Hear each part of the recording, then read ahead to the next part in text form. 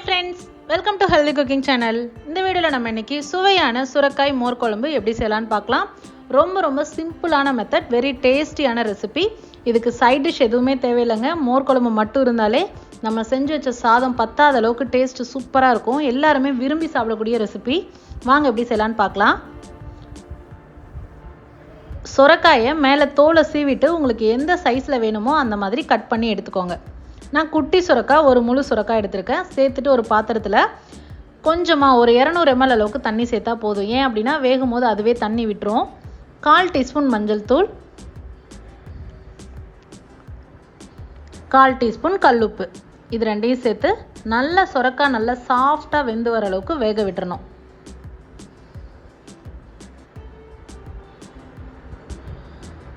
பாருங்கள், சுரைக்காய் நல்லா சாஃப்டாக குக்காய் வந்திருக்கு. இந்த ஸ்டேஜில் நம்ம அதுக்கு ஒரு மசாலா பேஸ்ட் கொடுக்க போகிறோம். துருவின தேங்காய் 4 டேபிள் ஸ்பூன் அளவுக்கு எடுத்துக்கோங்க. 2 துண்டு இஞ்சி, பச்சை மிளகாய் பிடிக்கிறவங்க பச்சை மிளகாய் ஃப்ளேவர் சேர்த்துக்கலாம். நான் இப்போது மிளகு சீரகம் சேர்த்துருக்கேன். 1/4 டீஸ்பூன் மிளகு, 1 டீஸ்பூன் சீரகம், இதெல்லாமே சேர்த்து பேஸ்ட் போல் அரைச்சி எடுத்துகிட்டு வந்திருக்கேன்.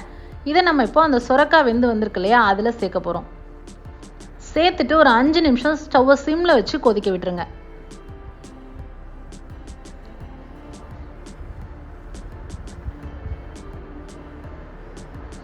பாருங்கள், இந்த ஸ்டேஜ் வந்தோடனே நம்ம ஸ்டவ் ஆஃப் பண்ணிடலாம். அடுத்ததாக நம்ம மோர் சேர்க்க போகிறோம். அதுக்காக 1 கப் அளவுக்கு லைட்டாக புளிப்பாக இருக்கக்கூடிய தயிர் சேர்த்துக்கிட்டோம் அப்படின்னா டேஸ்ட்டு சூப்பராக இருக்கும். லைட்டாக தண்ணி சேர்த்து இந்த மாதிரி அடிச்சு எடுத்துக்கோங்க. நம்ம ஏற்கனவே இந்த வேக வச்ச தேங்காய் சுரைக்காய் இதெல்லாமும் ஒரு 10 நிமிஷம் ஆற விட்டுட்டு நம்ம மோர் சேர்த்தோம் அப்படின்னா இன்னும் நல்லா சாஃப்டான டெக்ஸ்சர் கிடைக்கும். சூட்லேயே சேர்த்தோம் அப்படின்னா கொஞ்சம் திரியாக இருக்கும். நல்லா ஆற விட்டுட்டு மோர் சேர்த்துக்கோங்க. இல்லை அப்படின்னா சர்வ் பண்ணும்போது மோர் சேர்த்துட்டு லைட்டாக தாளிப்பு கொடுத்துட்டு சர்வ் பண்ணிடலாம். அவ்வளோதான், சூப்பரான மோர் குழம்பு ரெடி ஆகிடுச்சு. அது இன்னும் டேஸ்ட் என்ஹான்ஸ் பண்ணுறதுக்கு ஒரு தாளிப்பு கொடுத்துடலாம்.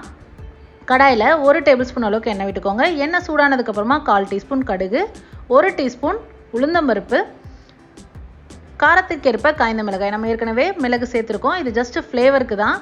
3 காய்ந்த மிளகாய், கொஞ்சமாக கருவேப்பிலை, இதுவே போதுமானது. நான் இன்னும் கொஞ்சம் டேஸ்ட் என்ஹான்ஸ் பண்ணுறதுக்காக எங்கள் வீட்டில் எல்லாத்துக்குமே வெங்காயம் சேர்த்தா பிடிக்கும், அதனால் நான் வெங்காயம் சேர்க்குறேன். உங்களுக்கு வெங்காயம் ஃப்ளேவர் வேண்டாம், வெங்காயம் வேண்டாம் அப்படின்னா ஸ்கிப் பண்ணிவிடுங்க. கூடவே கொஞ்சமாக ஒரு சிட்டிகை பெருங்காயத்தூள் போட்டுட்டு நல்லா வதக்கி விட்டுட்டு நம்ம அந்த மோர் குழம்பு வச்சுருக்கோம் இல்லையா, அதில் நம்ம இந்த தாளிப்பை சேர்த்துடலாம்.